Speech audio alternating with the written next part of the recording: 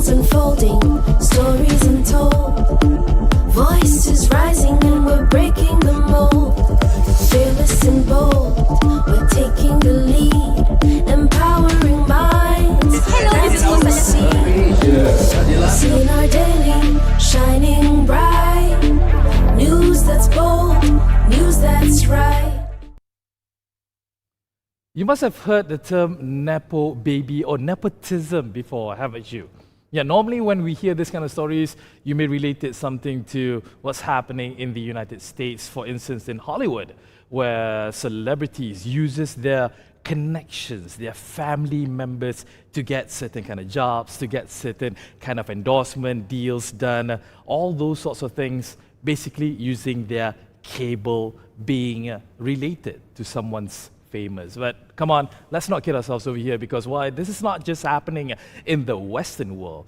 Truth be told, we are also seeing this scene happening in Malaysia, in which that when somebody who has famous fathers or mothers or uncles or even grandfather, for instance, would get a better opportunity to proceed in life, whether or not they basically, deserve it or not, that is the question that we really want to understand in today's topic. Assalamualaikum, a very good evening to all of you, wherever it is that you're watching us right now. My name is Meor Addelan, and you are now watching a brand spanking new edition for this year, the WACANA English Edition on Sinar Daily Socials, maybe on our Facebook as well as on our YouTube. Thank you so much for watching us, and do not forget to share this video as we are coming to you live so that all of us can actually enjoy this fruitful and intensive discussion that we have brought down for you today. So before we actually go in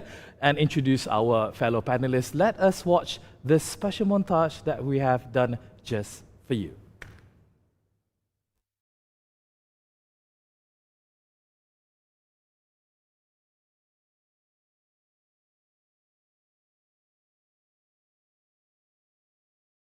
WACANA English Edition coming to you live down here at the headquarters of Karang Craft Media House down here, as mentioned as well. The topic that we are introducing to you on this spanking hot Thursday, Thursday actually, is actually called Nepo Babies Alive and Well in Malaysia. And as mentioned, nepotism or Nepo babies, it is somebody who, may use their current connections to get further in life, whether they deserve it or not, whether it's on merit or not. That's what we really want to find out, and how it is impacting our lives here as Malaysians on the social side as well as on the economy side as well. And to discuss this further, we have three brilliant panel that we have brought to you down here. Let's start from my left here. We have the Malaysian entrepreneur. We got Asyraf Khalid here. Asyraf, how are you? I am good. How are you, Meor? All right, I'm doing great. Thank you so much for coming down. Thank you for having me. And we have the Feminomics Malaysia founder, Atyrah Hanim. Atyrah, thank you so much for coming down as well. Thank you for inviting me. Happy to be here today. All right, and lovely. Of course, I do save the best for last because he's as shiny as I am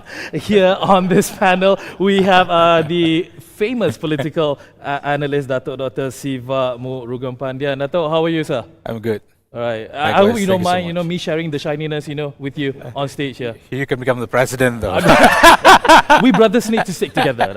All right, cool. Let's dive straight away in whatever it is that we're talking about here today. Again, we're talking about nepotism. We're talking about Nepo babies over here. And I'm called to ask you first, Dato', when it comes to nepotism or Nepo babies, maybe not a lot of us really understand that particular term when we talk about nepotism or Nepo babies. So perhaps you could shed a light on the actual meaning of what exactly it is, for our fellow viewers. Generally, when we refer to nepotism or Nepo babies, we are looking at, to what extent, favoritism towards appointments in public sectors, or even distribution of government concessions to certain people, which may go against the public interest. That's what Edmund Terence Gorman said in his latest book, Misgovernance, Grand Corruption in Malaysia. But generally what we understand from Nepo babies is the connection, the ties family may have with the others, and how the children benefit or inherit from the parents. Okay. That's how it developed the term Nepo Babies. And I strongly believe that it happens not only in Malaysia, regionally, globally. It is quite popular and always have the negative connotation. But yet, I would argue, maybe in our discussion, it has positive impact as well. We cannot look from the negative element solely, but how, based on their experience, based on their connection with the family, how the parents would have developed kind of different culture, which happens maybe not only in political arena, entertainment, also in businesses. Nepotism happens everywhere. Yeah. I mean, it is somewhat of a common thing because, as what I've mentioned earlier on the show, it's what we Malaysians normally commonly know as, having a cable. Per se. Oh, you have a proper cable. You got a cable. You can get me in there. Is there any way for you to actually make it easier for me? That kind of a thing. And more often than not, it's all about having a good network and having a good basis in regards of people that trying to connect you and trying to, push you forward or get you where you want to be. Of course, like you said, there are pros and cons about it. But talking about how this can actually impact a certain sector of our economy, for instance, how this is actually impacting. For instance, I'm coming to you, Tyra, the fact that you are the founder of a Malaysia NGO called Feminomics. You emphasize, obviously, the importance of women's active participation in economic systems and aims to address the systemic barriers that limit women's economic opportunities. And looking at how the world is nowadays, there have always been somewhat of a barrier when it comes to women. We may not want to admit it, but they are there. People, they just don't want to talk about it. And having this Nepo Babies in the picture contributes that even more in not giving enough opportunities for the women out there. Well, if they are men, that is. Exactly, I'm happy you put it that way because that's exactly what happened actually. So basically nepotism or Nepo Babies, they are like twin brothers with chronism as well. And my thesis for my master's was actually about also chronism. And it does not limit it only in, for example, politics. It's actually, for me, the way I see it, nepotism is a byproduct or a symptom of a bigger disease or discrepancy within the system and our institutions and society as a whole, and especially if you're talking about capitalism system. And that actually prefers the patriarchal and profit-oriented, that actually put men at the forefront. And it's also unfortunate that actually the level playing field is actually rigged from top to bottom, and it creates so much barriers. And I'm talking based on my experience as well, and based from my political experience, my activism experience, and it's also sad in a way because as a country we want to be able to have the best talent to develop the country, to develop an organization, the workplace, whatever that we have. But because of nepotism in place, it's actually kind of exacerbates the problem, the existing structural problems that we have. We are not seeing the light of best talents in Malaysia that are going to be able to actually contribute to the country and also to the workplace, for example, including in organizations as such, political parties and whatnot. And I'd like to remind you that I don't see this problem as something that is trivial. It's very serious, actually. And like you said, it's happening all over the world. And in Malaysia, it has been 60 years since we have our independence, and we are still here, we are still struggling. And people like me who don't come from a financial, a political and social capital, struggling to claim our space in this world, and often when we are fighting, when we are struggling to put forward ourselves and our struggle, we will be seen as entitled. And that's not necessarily the level for people who come with financial or political capital, and necessarily that's not necessarily, the level for men. So, I'd also like to talk about intersectionality and how nepotism actually, and for example, women, we are the perpetuation to become more vulnerable in a precarious situation because of what happened, the intertwine between violence against women and our ability to be present in the public space and whatnot. Yeah, of course, definitely. And Datuk, you were nodding your head the whole time when Tyra was actually speaking. So you're definitely on the same page with Tyra. Yeah, I totally agree with her. But yes, we can continue the argument. They have pros and also against the connotation of nepotism, which creates cronyism and also corruption. It's all intertwined. And also, when we talk about nepotism, normally people talk about the existence of cronies and also corruption. That is prevalent in Malaysia. And of course, if you're looking from a political perspective, it's so obvious. And I think that is what have construed the negative part of nepotism. Yeah, of course. And speaking again, as mentioned, we're talking about the topic of Nepo babies, and we have a guest together with us here who is well, he's not self-declared, obviously. We have Asyraf here together with us because, again, I've asked you actually off camera earlier. Do you actually feel comfortable? Because the fact that, if you know that, is because, you come from a very influential family, with your father and your upbringing. You were blessed enough to be around people who a lot of them are decision makers, high-ranking professionals in their own industry and whatnot. And you were fortunate enough to be born in that scenario, in that environment. So, would you call yourself a Nepo baby then? Well, I think I can't really, like you said, self-proclaim Nepo baby or not, right? But of course, I can't say that I didn't come from some sort of privilege because, of course, my dad, he came from kampung. He was a village boy, and then he worked his way up. He became, a head of credit in a bank, and then after that he started his business and whatnot. And then after that, when it came to my generation, it was much better. He gave us a better life. Sure. So, it wasn't like it was like all just given. You get me? And when we were younger, pun, we had like a normal life. But then after my dad became a bit more successful, of course, we as kids, we felt like of course we have to also learn. We also have to develop ourselves. And since I was young, I think my dad always instilled about leadership, entrepreneurship, and always want us to be the best version of ourselves. So I feel like, of course, if we are, I can't choose to be born who's my parents and things like that. Betul tak? So I'm given, I was blessed enough to get parents like my parents, but at the same time, I feel like we still have to work our way up as well. And even if you get opportunities and whatnot, right, we still have to prove ourselves, make sure that we do good of our opportunity, so that we gain more trust as well.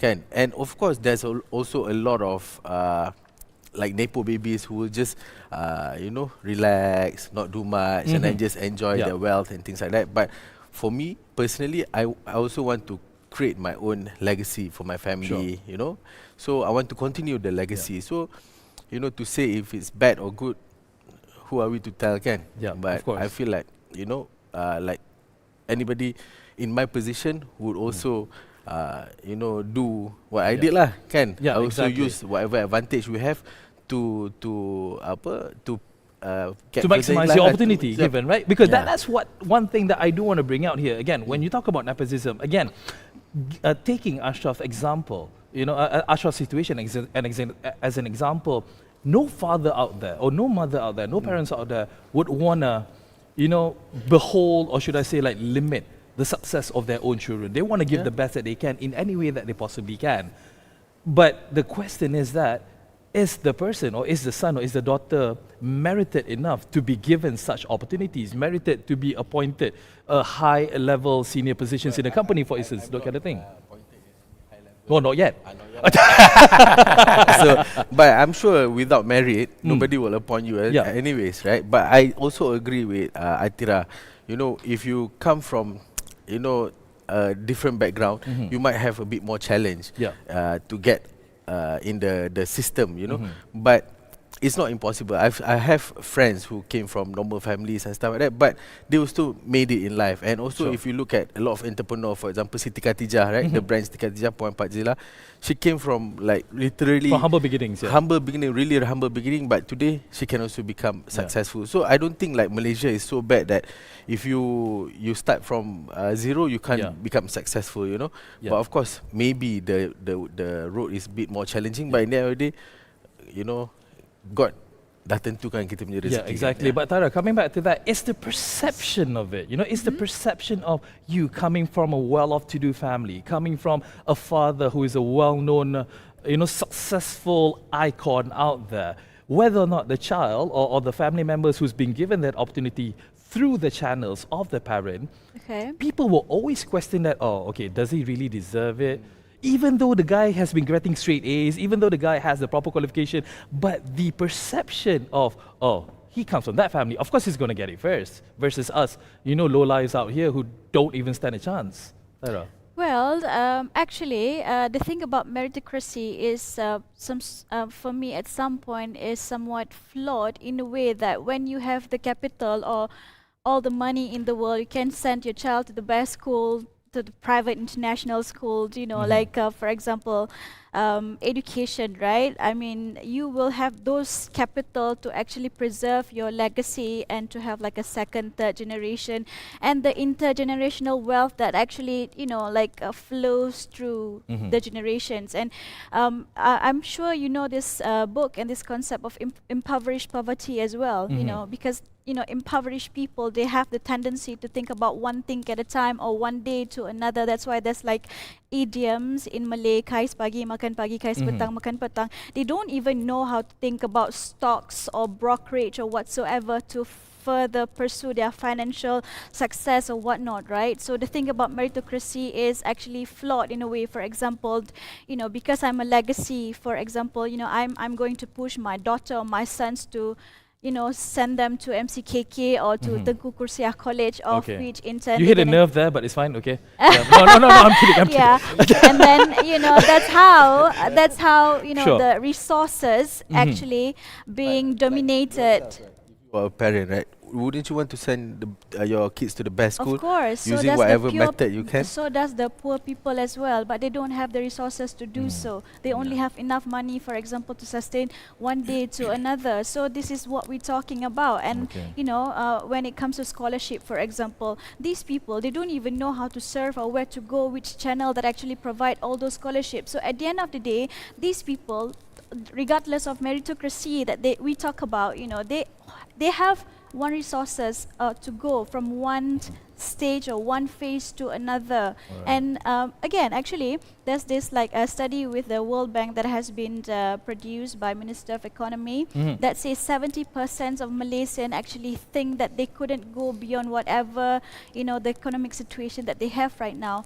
And if I'm not mistaken, almost 50% of Malaysians are actually struggling to go beyond whatever they have right now. So there's also a Harvard studies that says, whatever your parents do will also influence what you're doing in life. So those kind of things. So it's not about perception, actually. It's about, when you have the resources, you're going to make sure that resources circulate among, your family, your relation, the next of kin. And that's a problem. And especially if you're talking about public office or public funds, which is, it's actually at the expense of another people, because you're actually hogging those resources. You get the appointment, for example, in the government or whatnot, you get the tenders or whatnot because of your connection. And does not happen in isolation. It's actually at the expense of another as well. Okay, talking about public house here, obviously the fact that we do have a political analyst together here with us, I think you're the best person for us to ask this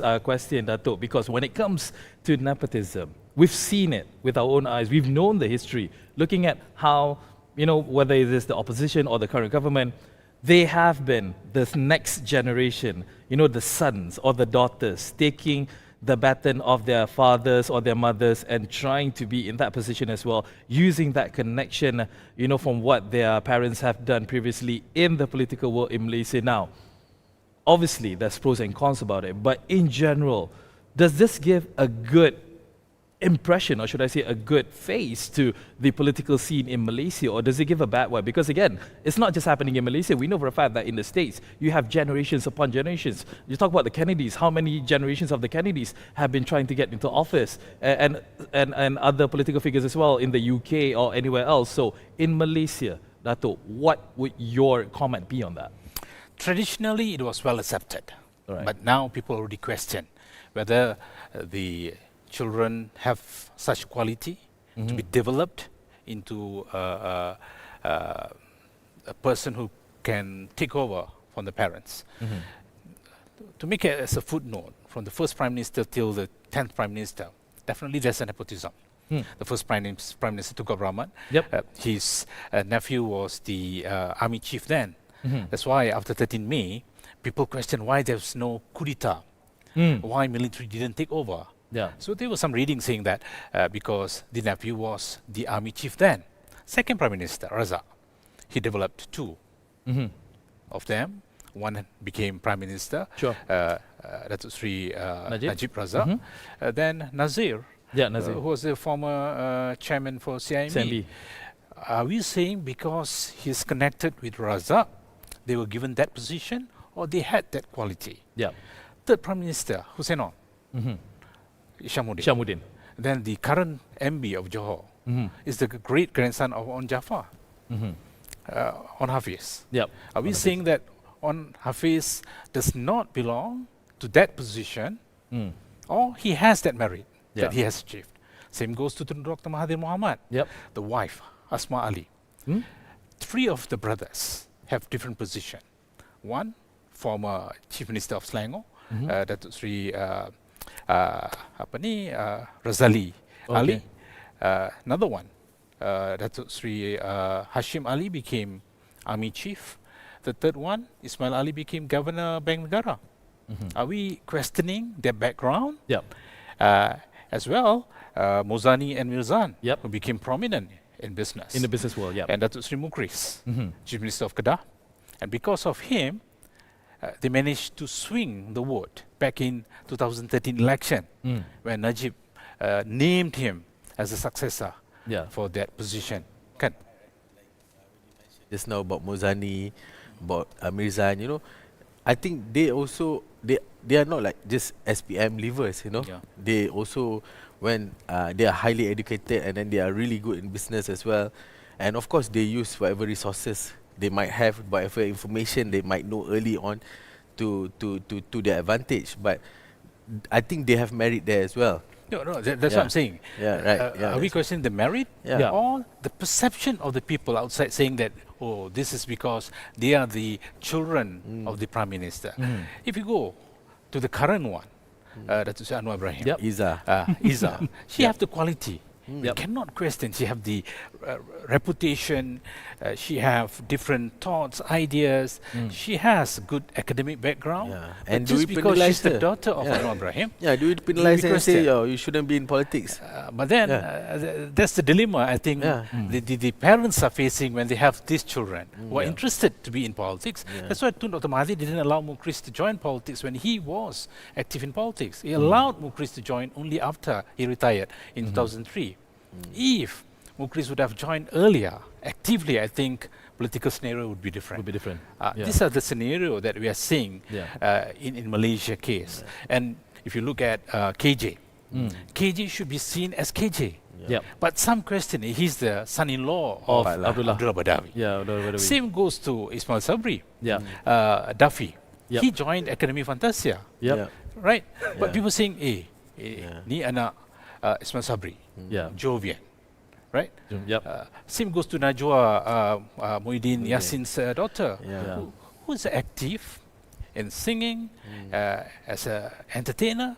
But people question, are they seen based on their background, their interests, they're passionate of what they are doing, or because there's some kind of pressure to become to be in this scenario that I think disconnect us. But then that's the dilemma that we're facing in a world where ethnically we are disconnected, religionally we are separated, politically we are divided, we are classified with wealth. And when Nepo Babies... You just pointed to him point blank. No, for me, I was thinking, I'm not seeing him as the son of Dr. Khalid. I'm seeing him, he himself, Asyraf himself. He has his quality, he has developed everything on his own, but do you want to be seen as the son of Dr. Khalid? Kan? And I think that is one of the challenge that I had since the start of, since I started doing business, kan. whatever I do pun orang kata, oh this one nak Datuk K, senang lah dia. Kan? But to be honest, of course in anyone's life, God is always fair. There's always challenges for everybody. Doesn't mean that you come from a silver spoon or whatever people want to say, that life is just gonna breeze through, you know. So I think in that sense, God is fair. So yeah. Yeah, I mean, like that's the best thing about having a podcast host together with us. You're literally answering the question that I was about to ask you. That you knew the question was right up front, but I do want to explore that particular answer more, Ashraf, because again, like what Datuk has actually mentioned, even Atyrah is actually mentioned it earlier.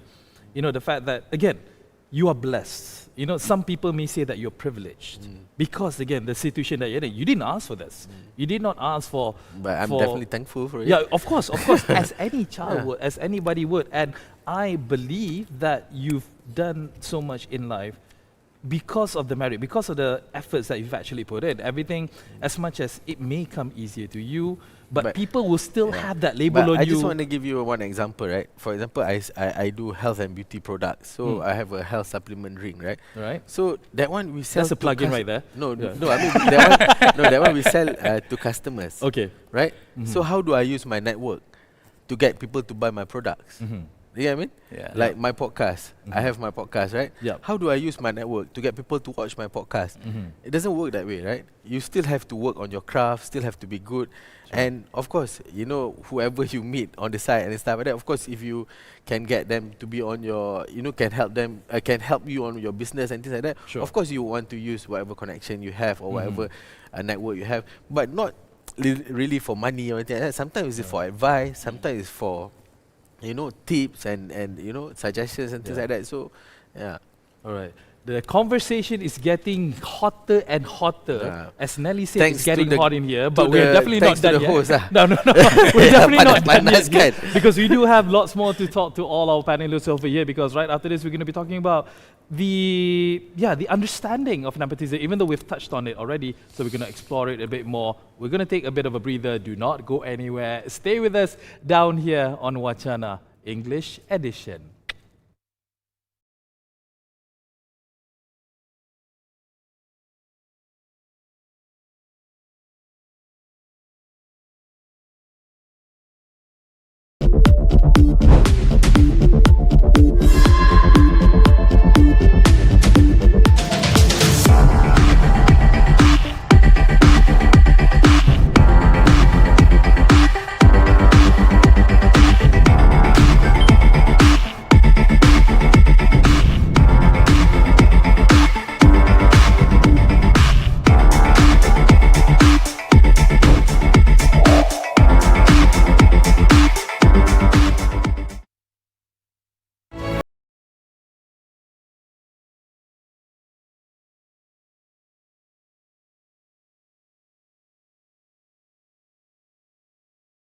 Nepo babies alive and well in Malaysia? That's the question that we're trying to answer, that we're trying to resolve down here for the latest edition of WACANA English Edition that you're watching us down here on our socials, on Facebook as well as on YouTube. Do not forget to share this live panel session that we're having down here, because believe you me, the topic is a good one, and the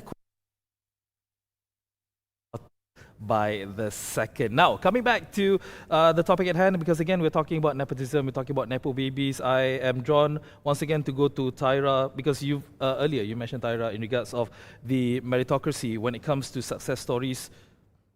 Ultimately, do Malaysians really care about this meritocracy, or is it just about you do your own thing, I'm just going to do my thing, and I'm just going to put my head down and do the best that I can and forget about anything that's around me. As long as I do a good job, I'll be recognized and I'll be rewarded as such? Well,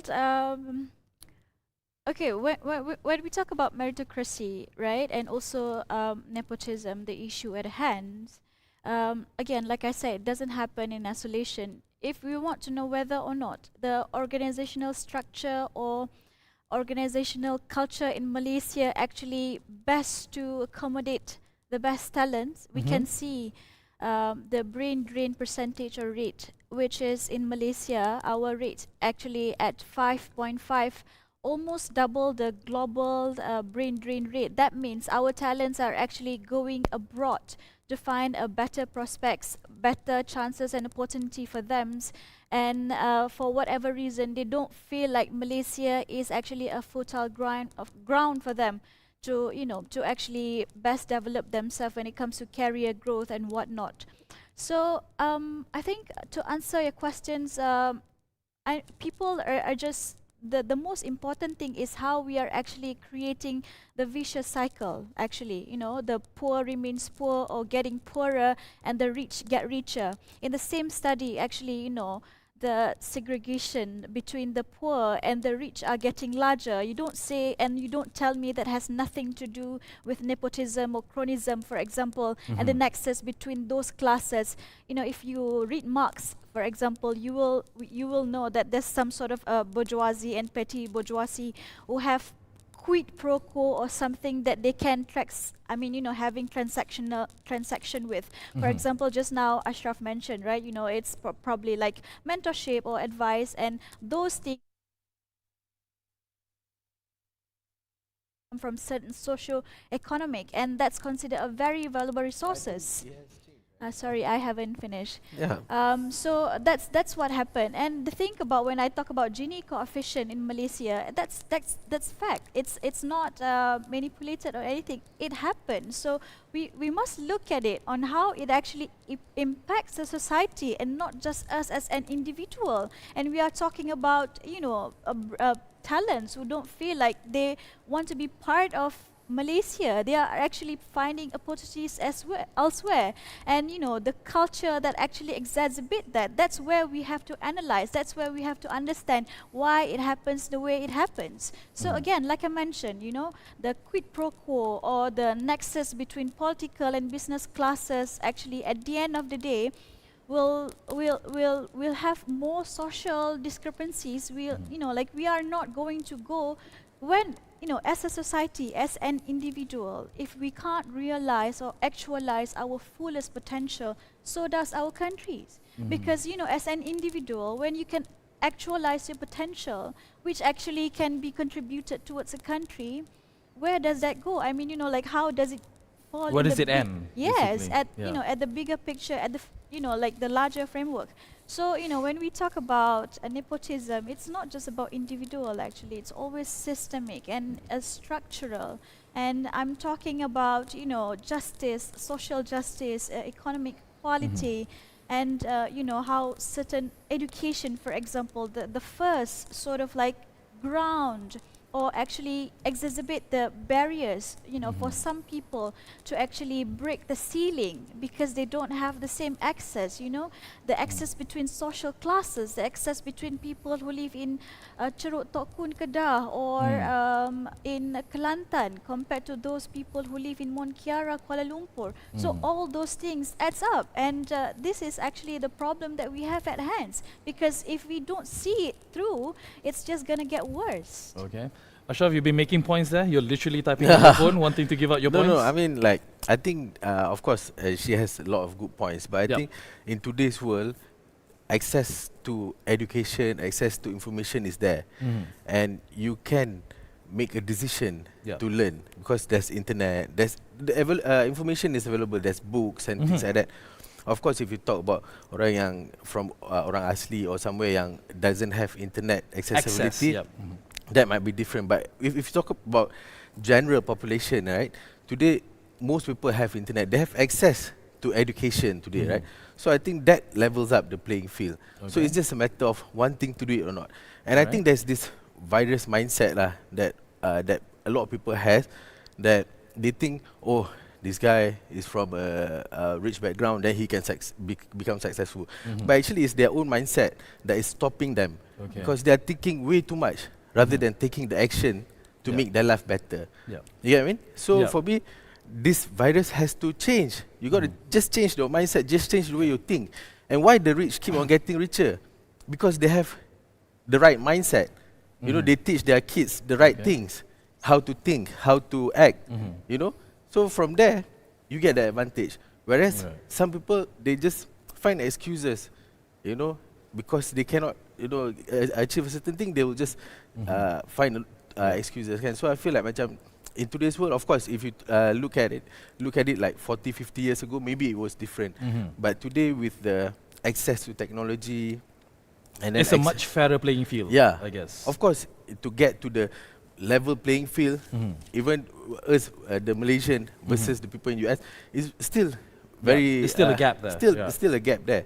So but if we don't support one another, if we as in our country Malaysia, we don't support one another, we see this person become outside. Oh, tak boleh. Like if you see Izzah getting position, oh, you can't because you are Prime Minister's daughter. But if you look at in the US, right, Trump has his family around, helping him with administrating.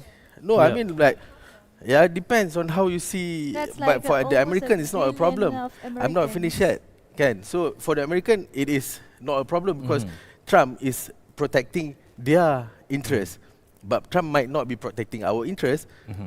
So it depends on how you see it. It's perspective, right? Yeah, I'm drawn to Dato' actually because again, like what Asyraf said, it's just about the mindset, Dato'. As simple as having that particular mindset. Because again, everybody has that unconscious thinking about wanting to take care of their own. Let's go back to animal instincts. Any lion out there, any king of the herd, for instance, they just want to make sure that they are taking care of their community the best that they can. The closer they are to these people, obviously, the more careness and the more opportunities that the head would want to give out, purely because of the connection, purely because of the relationship. And again, it's all about the mindset on how the have-nots are looking at it, as what Asyraf was saying, is that, I'm throwing in the towel right now because I'm not as privileged as this guy. So is it as simple as that? It's not as simple as that, though. We cannot deny that besides success stories, people will always see nepotism from the negative part of it. 11 countries till June 2024 have shown inherited democracy, which means that the head of the government now is somehow inherited from the someone who was in a position. Maybe their husband, maybe the parents. We are looking at Estonia, Honduras, we are looking at Uruguay. These are the countries who have somehow developed inherited democracy. Look at Philippines. Okay. Bongbong, Marcos Jr. Who would have thought that he would come at that position when his father was overthrown? Ferdinand Marcos. Then, same goes in Indonesia. Megawati Sukarno Putri took over from the father, Sukarno. And now Gibran is taking over from Jokowi. So all this is happening. But then for me, I'm looking at from a wider perspective. If that particular person have the quality, integrity in politics, for example, I'm looking from political perspective. If they have integrity, reputation, capable, abilities to lead, then they should not be seen from their background. Okay. But they should not misuse the connection, as you said earlier, cable, to be in that position. That is wrong. And definitely in today's world, as what Asyraf said, information is there, and easily it can influence the perception and also sentiment among the people. But that's also not denying, there's no denying the fact that actually, Dato', when you see all of these positions, the political dynasties, again, like you literally gave a roadmap of how, this throne was passed down from one generation to another, and even family-run businesses. You look at, Berjaya, you look at, Genting, you look all this, family-run business, even, Bukhari. Syed Mota's business as well. I mean, you can't deny the fact that it is a successful business being run, and more often than not, you see a lot of family members inside there in a very high-level position as well.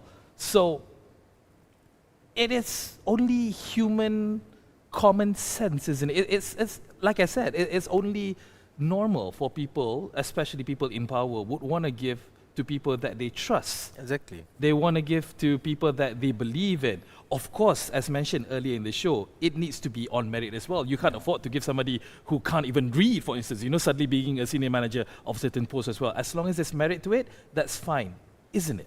Definitely, but power tend to corrupt, and absolute power corrupts absolutely. Okay.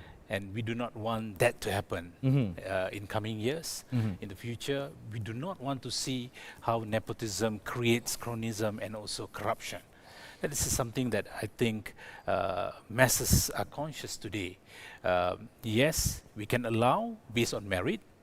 As I said earlier, we shouldn't judge people based on their connection or ties with the family members. But then that's where the most trusted people are. Trusted confidence.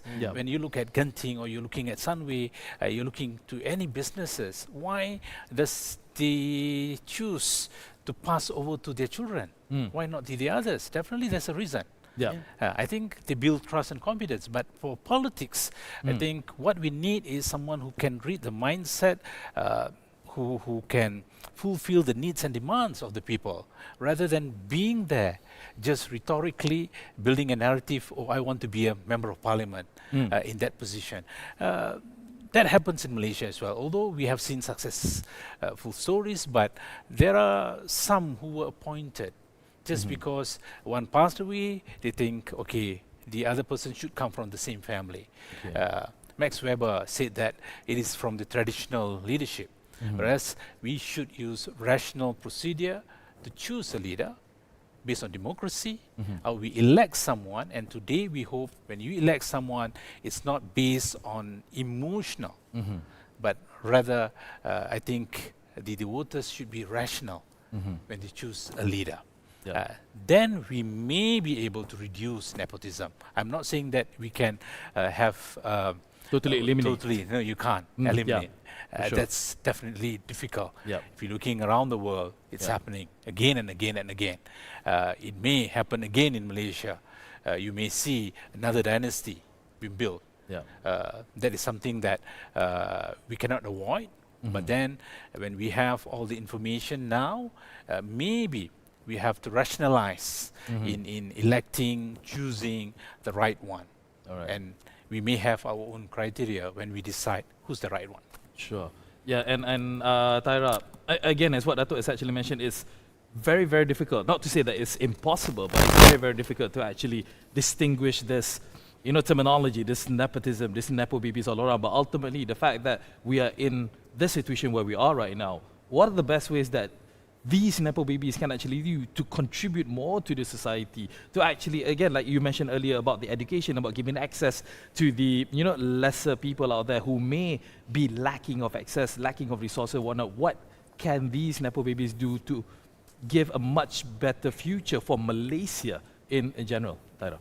Right, I feel like that question is supposed to be, directed No, I'll ask to him you. straight away after this. So I'm just joking. It's good to ask give for your wish suggestion. list and then he'll do it. That's fine, that's But fine. I I think it's just good want to I hear just his want suggestion. to add Yeah. to Professor Datuk's point, which is it's very important, for all this appointment or whatnot, to have like some sort of transparency in the process. There Alright. should be a mechanism. Before you elect or before you appoint any family members or next of kin, are we sure that all the talent pools have been exhausted? What have we done? Even modeling agencies, right? They discover talents and whatnot. Why do something as serious as politics and business? We're talking about the entire country. We cannot be serious enough to find the best man and the best woman for the job. So I think that's the problem. Have we done enough to find the best talents, to groom the best talents for them, to be able to, putting the right people at the right place to drive further of growth and development as a nation?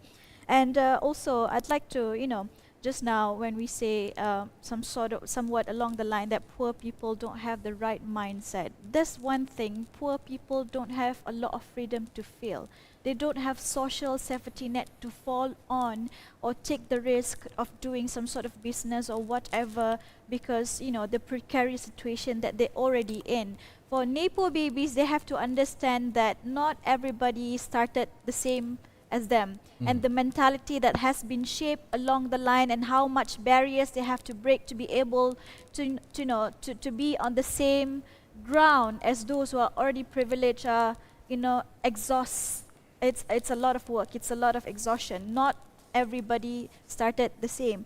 So I think also for the Nepo babies, right, they should really stop gatekeeping the opportunities. Mhm. You know, I know the animalistic tendencies of you know, survival of the fittest, but how do we define fittest? And at the end of the day, rahmatan lil alamin, we are human. We are better than animals. So I don't know why we have the tendency to always, you know, go towards animalistic tendencies of you know, predatory, that one human should be sacrificed for one's ambitions to thrive and whatnot. So I think that's actually a problem. So another thing that I think we should do is actually you have to collaborate. You must want the best man and the best woman for the job. For me, that's how I see it.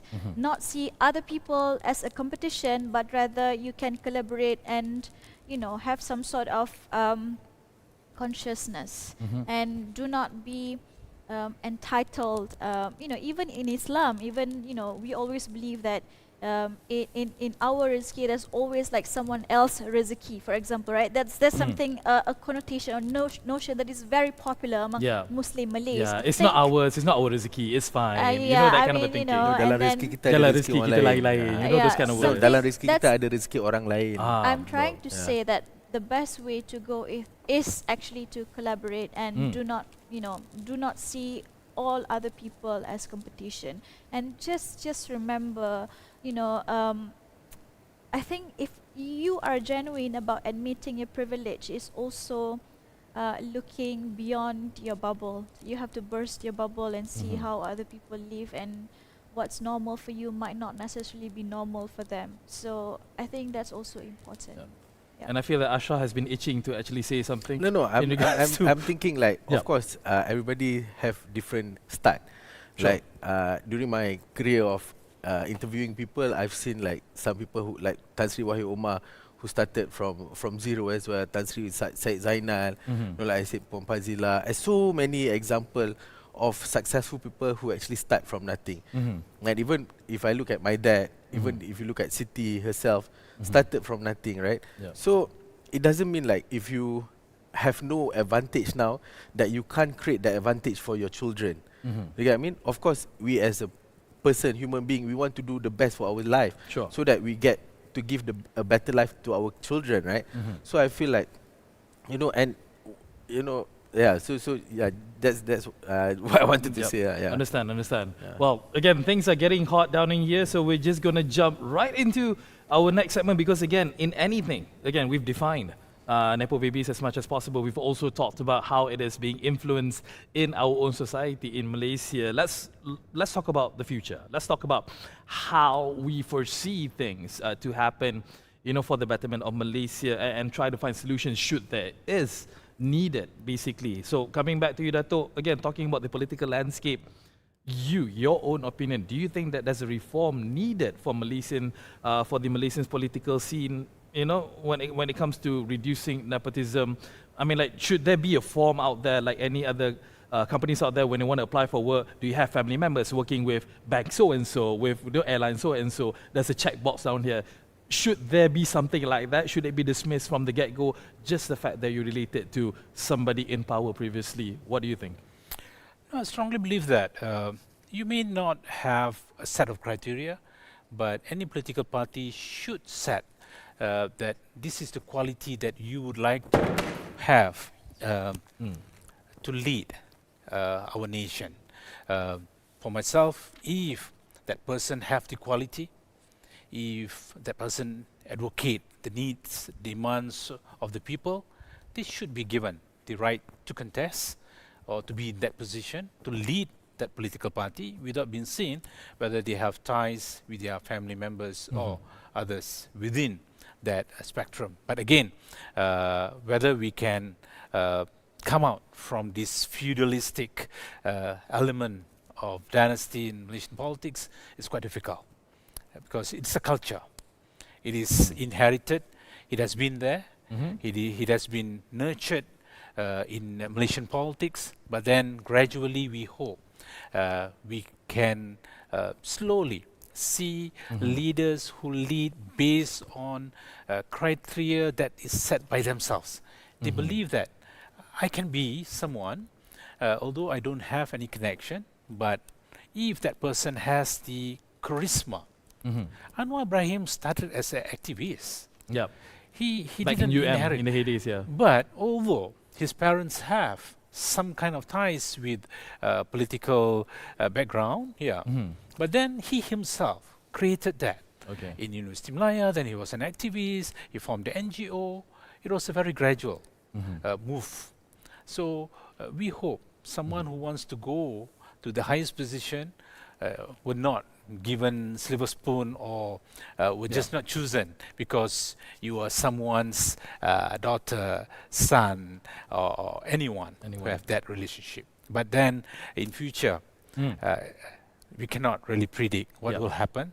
Looking at what's happening regionally, we are looking at what I've said, inherited democracy that has happened, including in Philippines, in Indonesia. It could happen in Malaysia as well. All right. That's from the political side because again, looking how it is, especially when it comes to Ahmad Muhammad, Prime Minister, he has been the talisman in regards of fighting corruption, and that has been his go-to motto, you know, during his tenureship right now as the Prime Minister.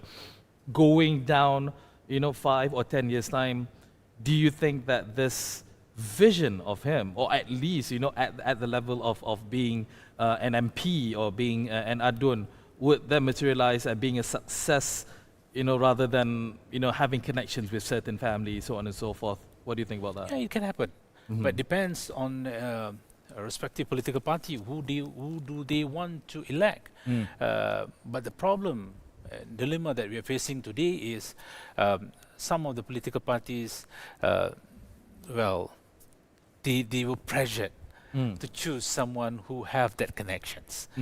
So how do you overcome that sentiment and perception? With certain promises or certain words, I would say. Yeah, it's not that easy. Yep. Because when you go to that position, you also held support from them in the beginning. So it's like, okay, I'll pay back in return, but do we want to do it again and again? Yeah. To move forward, I think we have to come out this closed mindset that has been there traditionally.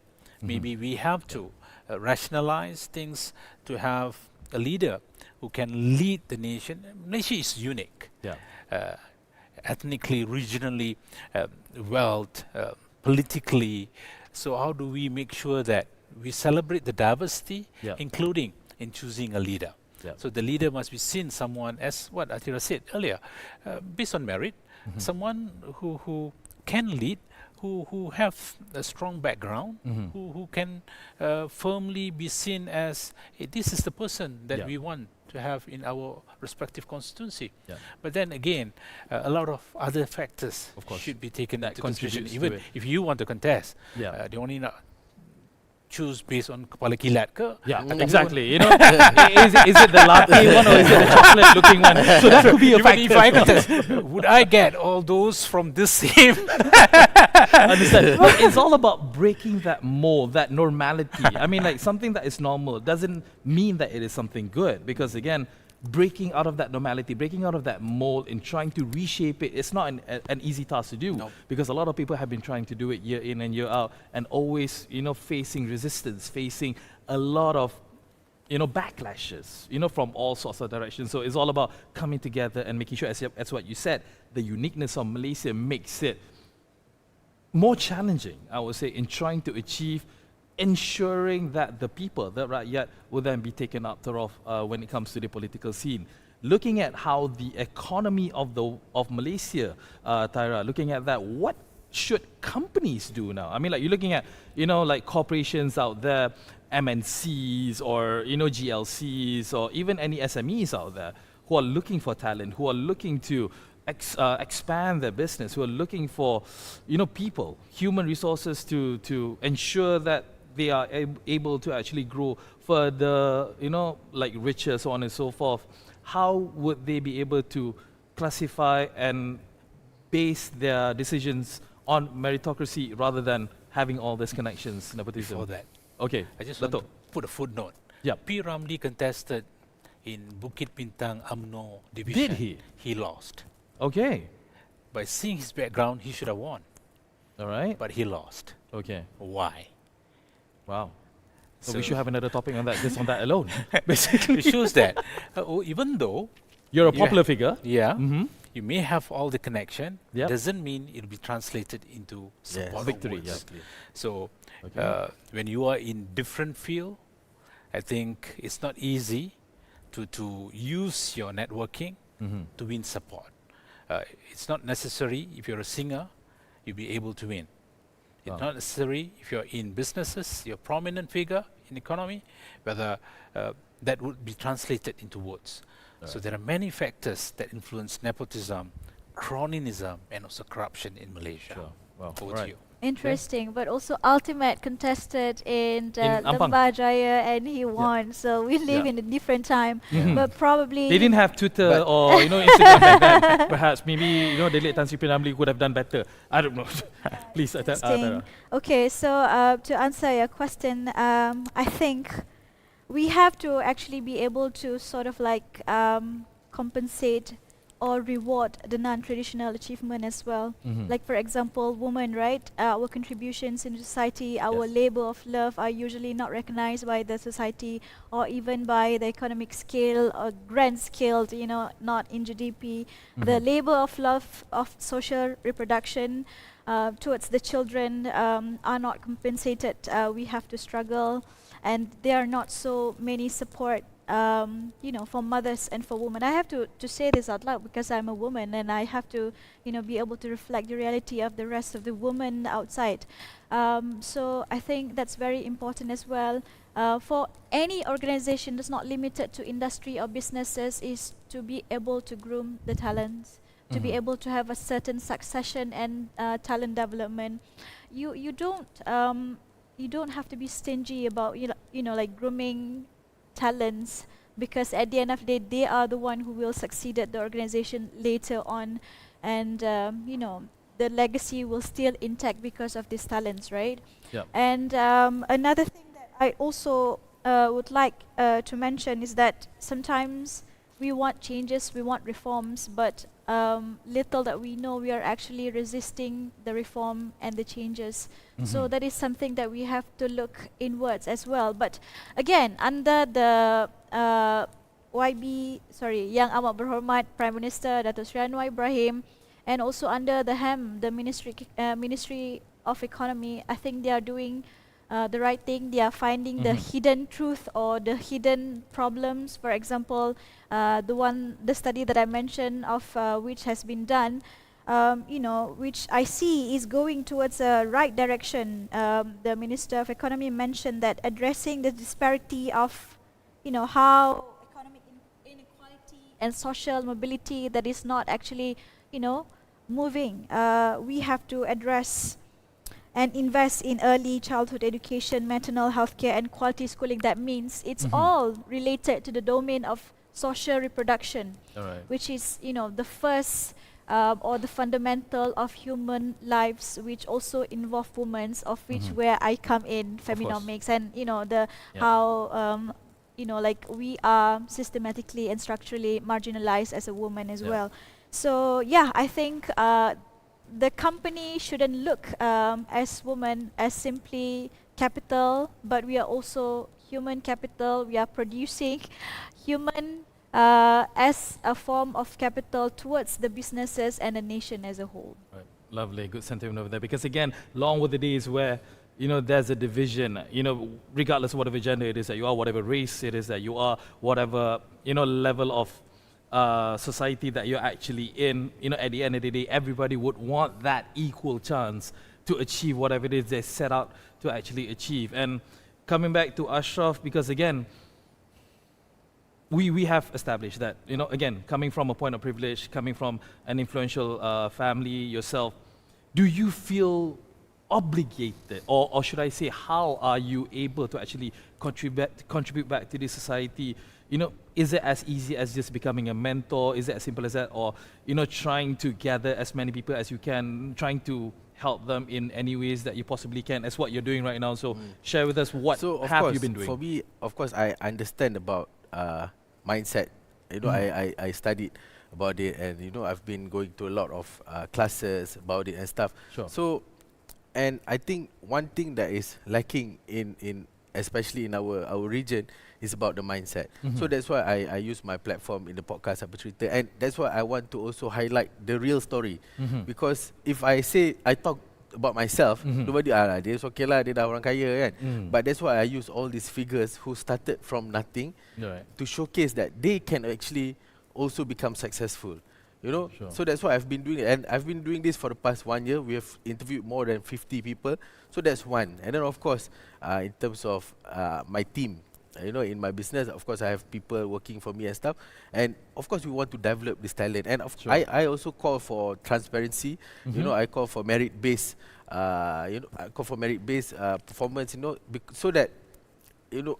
Yeah, so I really believe that that is important lah. It's not just because your lineage, but it's always because of merit. And for me personally also, I will always choose someone who can deliver their work and stuff like that, kan, which is back again to merit, kan. So yeah, that's my take lah. Yeah, because again, I mean, as privileged as one may be, of course, ultimately at the end of the day, we want to make sure that they are also advancing their life through merit as well. Because again, that's what we want to identify. And another thing, takkan lah, just because I'm privileged, I just want to sit back and then not do anything. You could.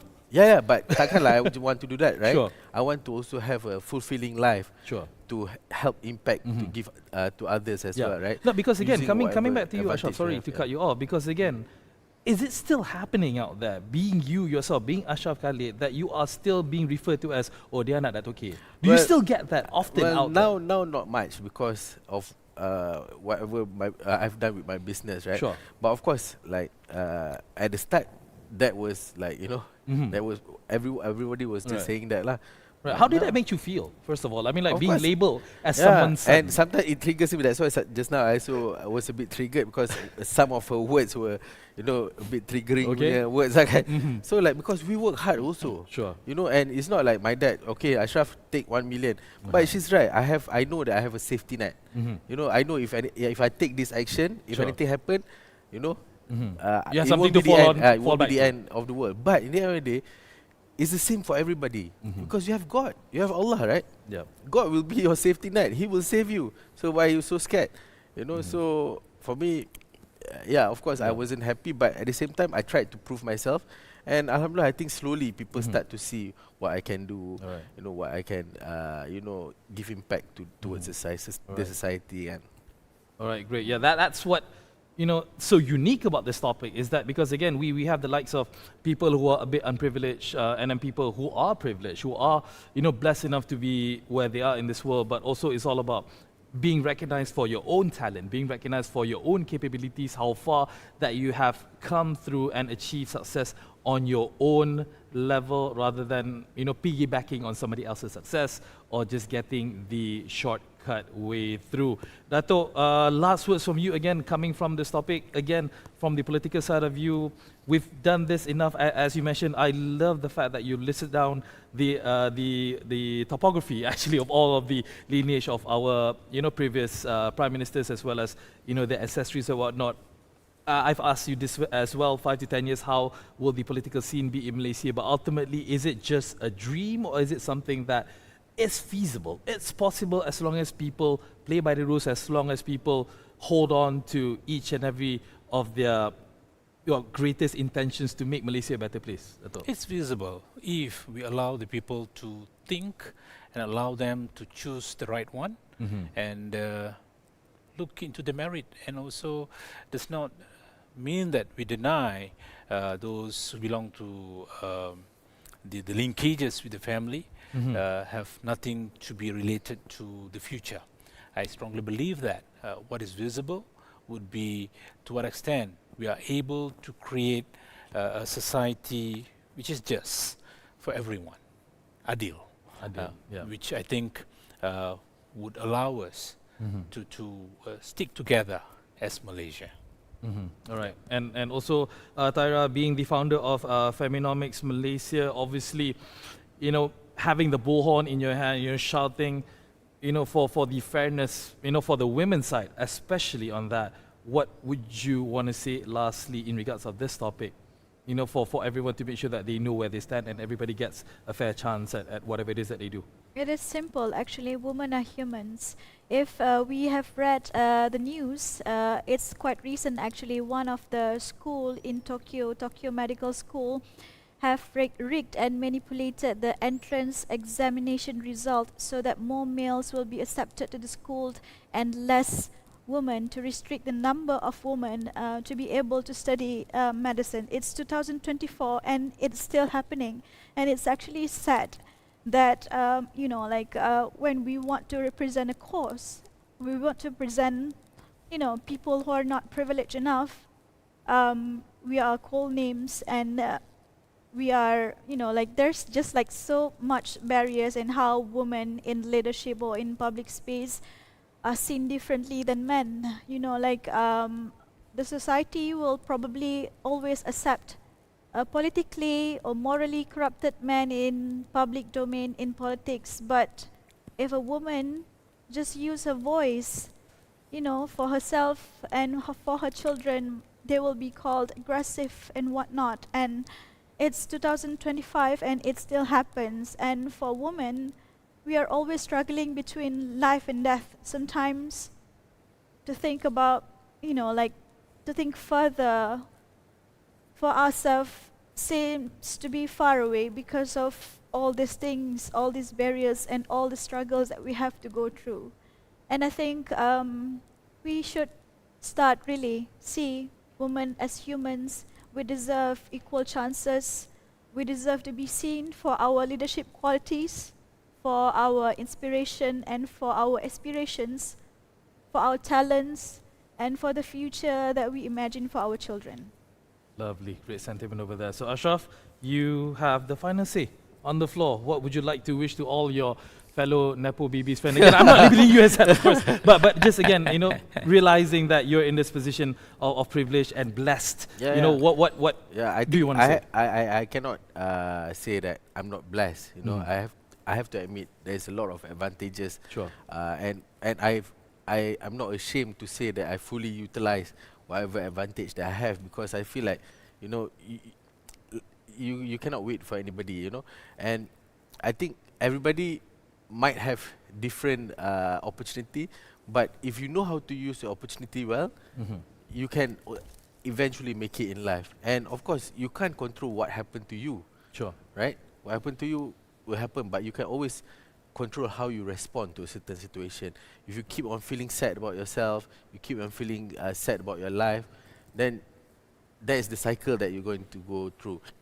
But if you're excited about your dreams, you're excited about where you want to go in life, then you will eventually reach to a point of a better life. Better life, inshallah. That's All right, that's what my we all dream of. That's what we're striving for. That's what we all want in life. To our fellow panelists, Datuk Dr Sivamurugan Pandian, a political analyst. We have Atyrah Hanim, Feminomics Malaysia founder, and also not forgetting the son of Datuk. Okay, no, I'm kidding. Asyraf Khalid, Malaysian entrepreneur. Thank you so much for being together here with us on our WACANA English edition. It has been a fruitful, a heated, and interesting topic to say the least, and we hope that you have enjoyed this particular session of WACANA English edition. Do not forget to make sure do follow all of our socials for all the latest news and happenings happening all around Malaysia as well as the world. Don't forget to follow us on Instagram, on X, on TikTok, and on Facebook as well. As mentioned, it has been a very fruitful discussion. Whatever it is, take every opportunity that you get the best way you can, outperform each and everyone out there. Go out there and just show the best version that you can be, inshallah. When it is your time, it will be your time. Just do your very best in any way possible. All right, that's all from us here from WACANA English edition. We hope to see you on the next one. My name is Meor Addelan, wishing you a very good evening, good night. Assalamualaikum. Bye.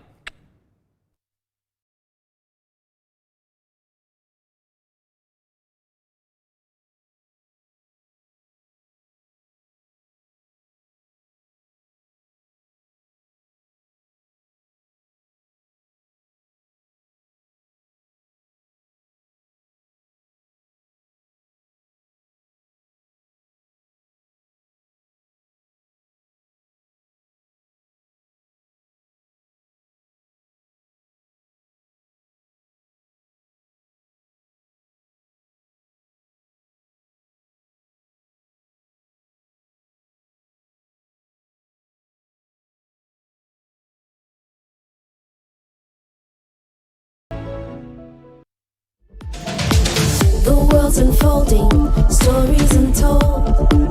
Voices rising and we're breaking the mold. Fearless and bold, we're taking